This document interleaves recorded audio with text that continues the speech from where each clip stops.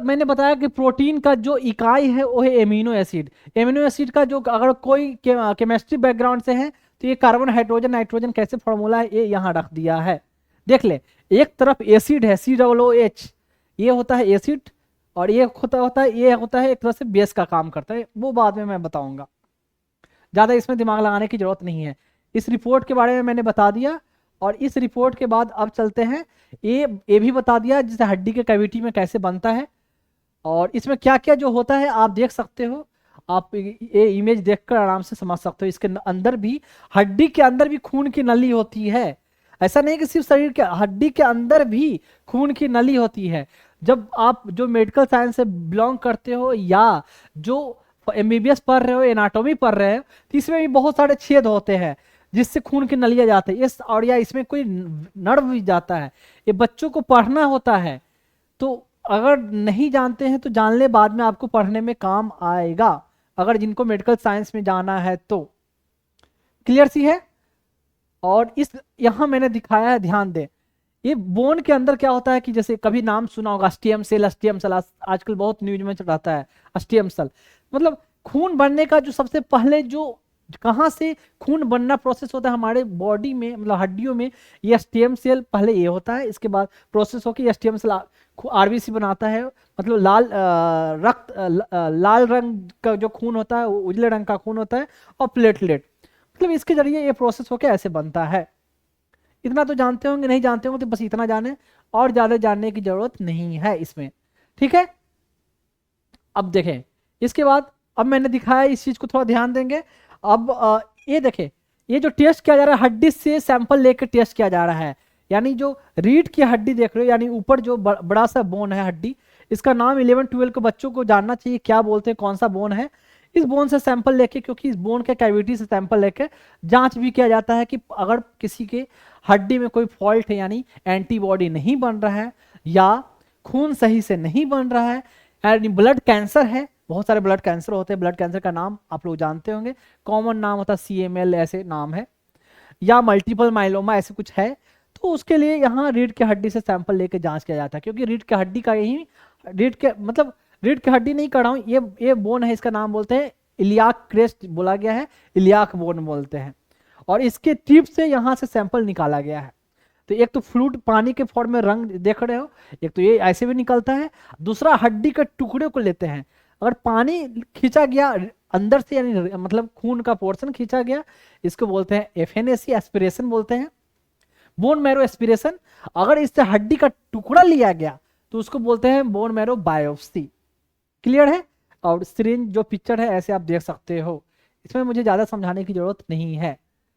ये इसलिए रखा है मैंने कि ताकि आप इंपॉर्टेंस समझोगे, हड्डी का इंपॉर्टेंस क्या है, और हड्डी के अंदर जो चीज है उसका इंपॉर्टेंस, सेम चीज ऐसे दिखा दिया गया है। और ये सैंपल लेते हुए,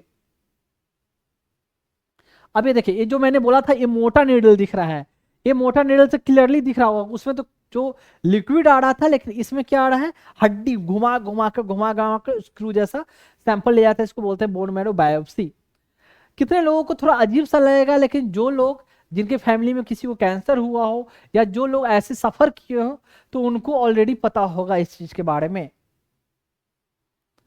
अब ये रखा है मैंने पिक्चर, वैसे ही कुछ नहीं, जो जिससे सैंपल लिया जा रहा था, कितना हार्ड होता है, कितना पेनफुल प्रोसेस होता है, इसको घुसाना हड्डी में और टुकड़ा लेना, काफी दर्द होता है पेशेंट को। अब देखिए एल्बुमिन प्रोटीन ये है। अब उतना सारा प्रोटीन में सबसे जो मेजर प्रोटीन होता है ना, बहुत सारे प्रोटीन होते हैं, लेकिन एक एल्बुमिन प्रोटीन होता है। अब बता देता हूँ कि ये प्रोटीन होता क्या है।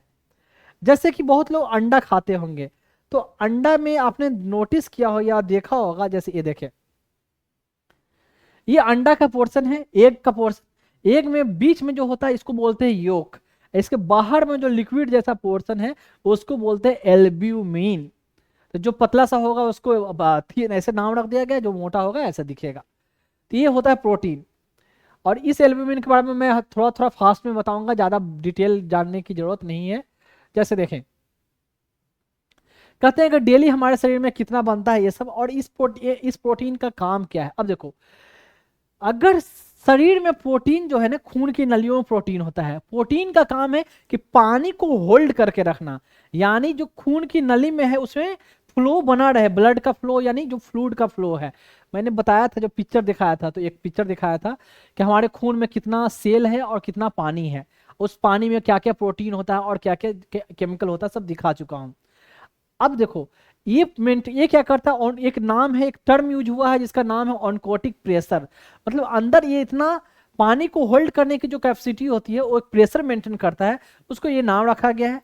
अगर ये प्रोटीन ना हो तो खून की नली से क्या होगा, पानी निकलकर हमारे शरीर में सूजन के फॉर्म में दिखेगा। एक तो ये, साथ में ये बहुत सारा चीज को, जैसे कि बिलिरुबिन के बारे में मैं दिखाया था कि कैसे खून टूटता है, खून से जो एक पीत की जो पिगमेंट होता है, जो बिलिरुबिन मैंने अभी जस्ट दिखाया था, उसको भी कैरी करना, पूरे बॉडी में कैरी करना, या जहां आंतों से चूसा गया, खून की नली में गया, वहां से कहां जाएगा, किडनी में जाएगा, तो उसको भी कैरी कर रहे हैं कान प्रोटीन का, एल्बुमिन का है, वही कैरी करेगा। अगर ये एल्बुमिन नहीं रहेगा तो एक ही जगह वो डिपो जमा हो जाएगा। फिर इसके अलावा हमारे शरीर में जानते हैं कि हमारा जो सेक्स हार्मोन है, जैसे कि आप नॉर्मल जानते होंगे, टेस्टोस्टेरोन, जो मेल में, मेल की जो हमारा जो मेल है, मेल को दाढ़ी आना, मूछ आना, टेस्टोस्टेरोन हार्मोन के कारण आता है। लेडीज को, फीमेल को जो ब्रेस्ट डेवलपमेंट होना या यूटेरस का, बच्चेदानी का, उसका डेवलपमेंट होना, वो होता है जो फीमेल का हार्मोन एस्ट्रोजन, प्रोजेस्टेरोन, इस हार्मोन के कारण। तो उसको भी बॉडी में कैरी करने का काम क्या है, मतलब पूरे शरीर में ले जाना, उसका भी काम है। उसमें कौन काम करता है, एल्बुमिन, ये प्रोटीन ही। साथ में दवाई जो हम खा रहे हैं, दवाई पेट में गया। अब देखो किसी को सिर में दर्द है, दवाई आप मुंह से खाए, मुंह से पेट में गया, लेकिन इसका असर आने के लिए सिर तक पहुंचना चाहिए ना, तो कौन ले जाएगा, तो वो प्रोटीन ही है, जो एल्बुमिन जिसका नाम बोल रहे हैं, वही है। वो दवाई को आंतों में गया, आंतों से खून में चूसा गया, और खून में चूसने के बाद प्रोटीन उसको ले जाकर ब्रेन में, जहां उसको काम करना है, जहां अगर दर्द हो रहा हो या मिर्गी के झटके आ रहे हो, तो या हार्ट में काम करना हो, तो उस जगह पर काम करने के लिए वो प्रोटीन ही उसको, उस दवा को कैरी करते हुए हार्ट तक, ब्रेन तक, आंखों तक या नाकों तक, कहीं भी जहां जहां काम करना हो उसको कैरी करके ले जाएगा। यानी सोचो, लीवर खराब तो प्रोटीन नहीं बनेगा, मतलब एल्बुमिन नहीं बनेगा। जब एल्बुमिन नहीं बनेगा तो कोई भी, अगर आप दवाई भी खाओगे तो दवाई का असर आएगा क्या आपके शरीर में, दवाई का उतना इफेक्ट नहीं आएगा। चलो इफेक्ट आएगा भी तो चलो, थोड़ा बहुत प्रोटीन रहेगा तो ले जाएगा, लेकिन जितना डोज में असर आना चाहिए, क्योंकि जितना डोज खाया तो उतना डोज तो पहुंच ही नहीं रहा है ब्रेन तक या हार्ट तक या फेफड़े तक, कहीं भी, क्योंकि प्रोटीन कम है, तो ज्यादा डोज खाने की जरूरत पड़ जाएगी। ज्यादा डोज खाओगे तो असर आएगा। अब ज्यादा डोज खाओगे तो लीवर को खराब करेगा, क्योंकि देखो प्रोटीन को, ये दवा को सब जगह कैरी करना प्रोटीन का काम है। साथ में जब दवा एक्स्ट्रा हो जाए ना, दवा, तो उस दवा को एक्स्ट्रा हो जाए तो उसको निकालना भी काम है लीवर का, मतलब जो फालतू चीजें है ना, उसको भी शरीर से साफ करने का काम है लीवर का। तो अगर आपने दवा का डोज बढ़ा दिया, लीवर खराब है, तो क्या होगा, दवा का डोज पूरे शरीर में दवा दौड़ते ही रह जाएगा, तो शरीर को, आपको अच्छा होने की वजह और नुकसान ही होगा। समझ में आ गया। जैसे दूध खाना शरीर के लिए फायदेमंद है ना, दूध खाना, चिकन खाना, मटन खाना, ये है। लेकिन कोई भर दिन में डेली 5 लीटर दूध पी जाए, 5 लीटर दूध पी जाए, तो आपको क्या लगता है, वो पहलवान बन जाएगा, उसका शरीर सही होगा, यानी और खराब ही हो जाएगा ना। तो सेम चीज है, दवा अगर और भी ज्यादा खा लिए तो अच्छा होने के बजाय खराब होगा। क्लियर है।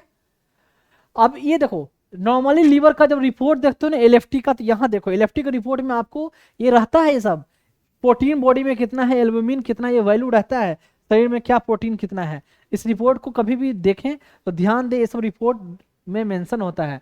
बाकी बिलिरुबिन ये सब जो बताया था, एसजीओटी, एसजीपीटी, एल्कलाइन फॉस्फेटेज, सब बता चुका हूं। अब शरीर में प्रोटीन कितना होता है ये भी देख ले। तो शरीर में जो प्रोटीन होता है, यहां देखे, प्रोटीन लगभग जो रखा गया, रेंज रखा गया है इसका, कि प्रोटीन 6 से 8 ग्राम पर डेसीलीटर। अब नॉर्मल लोग, मैं बता रहा हूं, आपको आंसर करना है, ध्यान दे। अगर आपके शरीर में प्रोटीन जो है, रिपोर्ट में ऐसे आता है कि प्रोटीन होता है 6 ग्राम पर डेसीलीटर, 1 डेसीलीटर में आपका शरीर में होना चाहिए 6 ग्राम। तो आपके शरीर में बताओ, खून है टोटल, खून में 3 लीटर पानी होता है, लगभग होता है 3 लीटर। बताओ उस 3 लीटर पानी में, 3 लीटर जो प्लाज्मा होता है, उसमें कितना आपका प्रोटीन होना चाहिए, ये आंसर बताए। ध्यान दे इधर, 6 ग्राम होता है 1 डेसीलीटर में, 6 ग्राम 1 डेसीलीटर में, तो 1 लीटर में कितना, 1 लीटर में कितना, तो कितने जो बायोलॉजी को बैकग्राउंड के होंगे हो सकता है उनको मैथ समझ में ना आए, सिंपल सा 6 ग्राम 1 डेसीलीटर में, यानी 10 डेसीलीटर में होता है 1 लीटर, यानी 6 ग्राम हुआ 1 डेसीलीटर बता रहे हैं, तो 1 लीटर में कितना 60 ग्राम। हमारे बॉडी में कितना फ्लूइड होता है, वो जो प्लाज्मा है 3 लीटर, यानी लगभग 180 ग्राम जो प्रोटीन है हमारे नसों में दौड़ रहा है, 180 ग्राम नसों में, मतलब खून की नसों में दौड़ रहा है 180 ग्राम प्रोटीन। क्लियर है, 180 ग्राम तो नसों में दौड़ रहा है। अब बाकी जो मसल बना हुआ है, मांस बना हुआ है, इसके अलावा जो कहें आपका हड्डी बना हुआ है, सब में प्रोटीन है, तो वो तो प्रोटीन अलग है, लेकिन सिर्फ नसों में ही दौड़ रहा है आपका 180 ग्राम मिनिमम, मैं बता रहा हूं प्रोटीन दौड़ रहा है।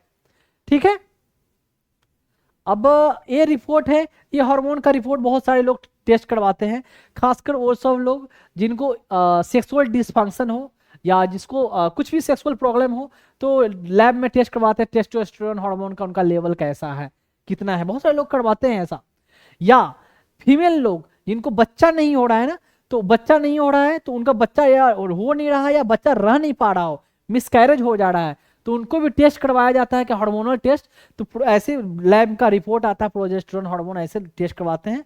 उसके अलावा और भी हार्मोन होता है, एस्ट्राडायोल ऐसे ऐसे करके हार्मोन होता है, आपको जानने की जरूरत नहीं है, पर हार्मोन का टेस्ट ऐसे करवाते हैं लोग, और ये टेस्ट बहुत कॉस्टली होता है, ये बता दूं, ये सब टेस्ट जो होते हैं।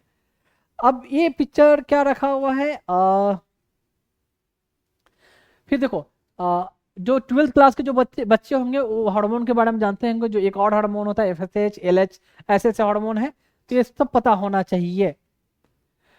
अब ये कोलेस्ट्रॉल के बारे में मैं जो उतना बता रहा था, तो उसका रिपोर्ट यहाँ रखा हुआ है। कोलेस्ट्रॉल जब हम करवाते हैं तो उसमें जो जो चीज़ें आता है, ये सब ये सब ये सब, इसके बारे में मैं आगे डिस्कस करूंगा कि ये सब चीज़ें होता क्या है। तो कितने लोगों को समझ में नहीं आता कि कोलेस्ट्रॉल हमने टेस्ट कराया तो क्या 4 चीज़ें आता है, ट्राइग्लिसराइड, एचडीएल, एलडीएल, वीएलडीएल, ऐसे ऐसे नाम से कुछ कुछ आता है, समझ में नहीं आता कि है क्या और किसका इंपॉर्टेंस है ज़्यादा, किसका इंपॉर्टेंस कम है, वो बाद में मैं आगे बताऊंगा।